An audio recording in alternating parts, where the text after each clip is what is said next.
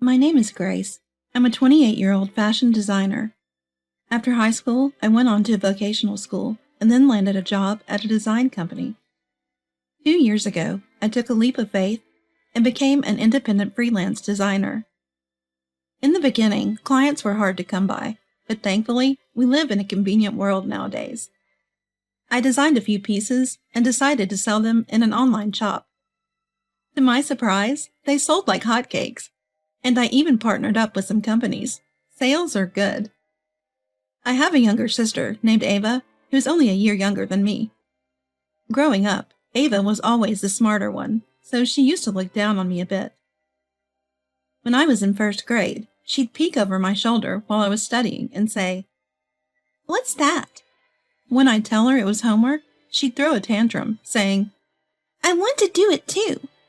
My mom had to copy my homework just to get her to quiet down. Initially, Ava enjoyed doing it with my help, but she soon started to finish before me. Even worse, she got better scores.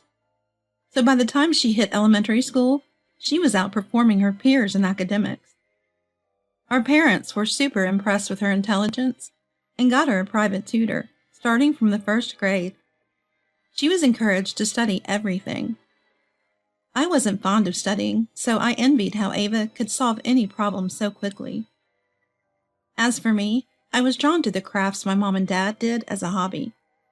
So I'd spend time with her making little things, and I became really good with my hands. I was always an average student, grade-wise. Ava would always exclaim cheerfully, "Yay, I beat Grace!" whenever she saw my test scores. I felt belittled by her, even if she didn't mean it in that way, and it would bring me down every time. Despite all this, I still found her adorable when we were in elementary school.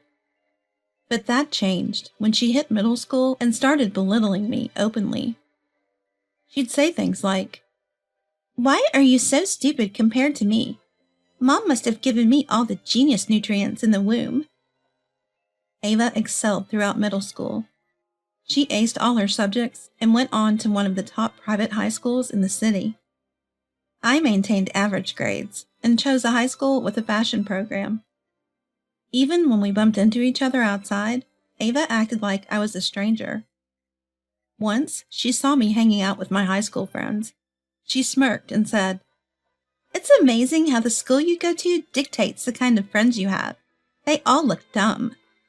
But I chose that school to follow my dream, so I didn't let her comments bother me. After that, I went on to a vocational school and worked my butt off to become a designer. Meanwhile, Ava's grades had plummeted since she started high school. When she realized she might not get into her dream college, she said, "I can't stand being at this school anymore," and decided on her own to drop out. This happened a few months after she became a high school senior. The school called home, and that's when we found out. Dad, Mom, and I were all caught off guard. The school asked us to hold off on Ava's decision until we had a chance to talk with her. "So why did you decide to quit school?" Mom asked. Ava retorted, "School's boring, okay? Whether I stay or go, it won't make a difference. I don't even have to go to college." Then she dropped a bombshell.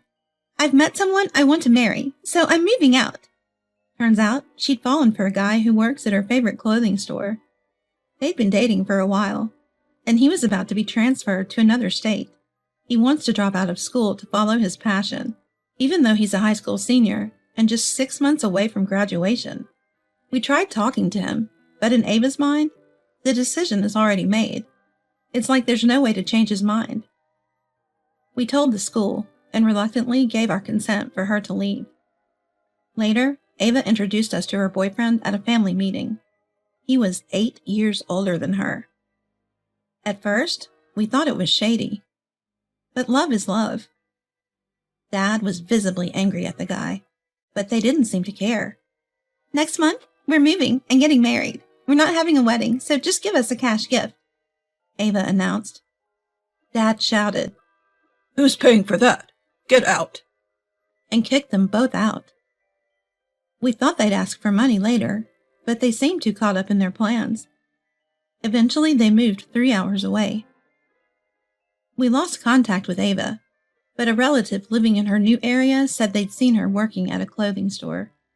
She seemed to be doing fine. 6 years later, when I was 25, Dad was rushed to the hospital from work. I left my job early and met Mom at the hospital. Despite calling Ava several times, we couldn't get through to her.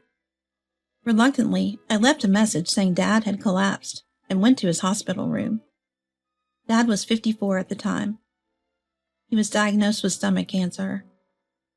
After some tests, luckily, it seemed there was no spread to other parts of the body, which was a relief. I got a call from Ava on the day of Dad's surgery. "Grace, long time no talk. How's Dad doing? Things look bad?" She asked cheerfully. Caught off guard, I managed to say, "Where were you when Dad needed you? We tried reaching you multiple times." "He's fine and about to go into surgery. He'll be in the hospital for a while. You should come visit." I urged Ava to visit Dad and hung up the phone. The surgery was successful. They removed part of his stomach and decided to monitor his progress.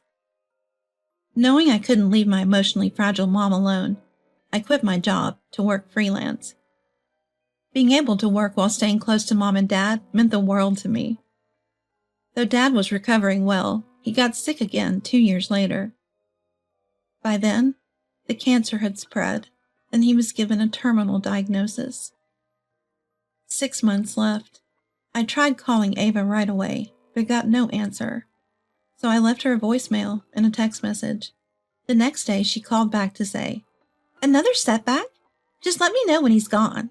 No need to contact me until then," before hanging up. After that, despite multiple attempts, we lost all contact with Ava. Mom and I struggled with whether to tell Dad about Ava, but it seemed he already knew. In the hospital room, Dad said, "I don't think I have much time left. Haven't seen Ava in a while. Guess I won't anymore." He chuckled, but seemed somewhat lonely. Caught off guard again, I couldn't reply. He said, "Well, forget about those who won't come. I really wanted to see you in a wedding dress. Any plans?" "Actually, I am engaged. Due to his work, we plan to marry later, but after hearing about Dad's condition, I decided to introduce him. I actually do have someone. Can I bring him next time?" I told my dad. Dad was thrilled. Later, my fiancé and I visited Dad's hospital room. After hearing about Dad, my fiancé proposed we move up the wedding. So we obtained special permission for Dad to leave the hospital. We reserved a venue and had a small ceremony with just the family. Dad was overjoyed and emotionally entrusted me to my fiancé. A few months later, Dad passed away, just about 2 months after the terminal diagnosis. Mom and I organized the funeral. Of course, we informed Ava, but as usual, we got her voicemail. Left with no other option, we left a message and focused on the preparations. On the day of the funeral, I call Ava again, and this time she picks up. "Hello, Ava? Where are you? The wake is today at 6 p.m., I say in a stern tone. Grace, we're not going to the wake or the funeral," Ava replies, as if it's no big deal. "What do you mean? Dad specifically asked that you attend his funeral when he gets to heaven." Did he? Well, we took some time off, so we're going on vacation for a week." Ava responds, laughing nonchalantly. I'm speechless at her unexpected words. "What did you just say?" "Listen, there's no gain in going to Dad's funeral. Instead, we're using the time off to go on vacation with my husband. Don't call us until we get back in a week." "Are you serious? You're not coming tomorrow either?" "I just said we're not coming. Stop calling." I decide to let Ava and her husband go. "All right, fine. Safe travels." The funeral proceeds without Ava and her husband and ends without a hitch. We finish the memorial service and return home with Mom and my husband, just as Ava and her husband arrive in a taxi. "Hey, Dad is finally gone." That's the first thing she says after not seeing us for about 10 years. Mom starts to cry at her words, and I'm just dumbfounded. I leave a sobbing mom with my husband and sit down with Ava and her husband to talk. Got anything to drink? I'm thirsty. My brother-in-law immediately asks. My brother-in-law is actually 7 years older than me, so it feels a bit odd. Haven't seen this guy in about a decade. What are these two thinking? Even though I feel uncomfortable, I serve them coffee. They begin talking without even glancing at Dad's altar. So, what's the inheritance look like? What's our share? They ask eagerly. At this point, I call in Mom, my husband, and another man who was waiting in the next room. Ava and her husband are puzzled by the stranger until he hands them his business card, silencing them. Nice to meet you. I'm the lawyer who drafted your father's will. According to it, all assets will be divided equally between your mother and Grace. Ava will receive nothing, including any legal inheritance. The lawyer announces. Ava and her husband slam the table and stand up. What? Why is there no inheritance for me? Ava is wailing and screaming. However, the lawyer calmly pulls something out. Don't remember. Listen to this. The lawyer hits play on the voice recorder, and a torrent of awful words from Ava to Dad fills the room. Neither Mom nor I had ever heard anything like it, leaving us stunned. The message went, I wish you'd just die already. The longer you live, the worse off we are. If you're gone, we get the money.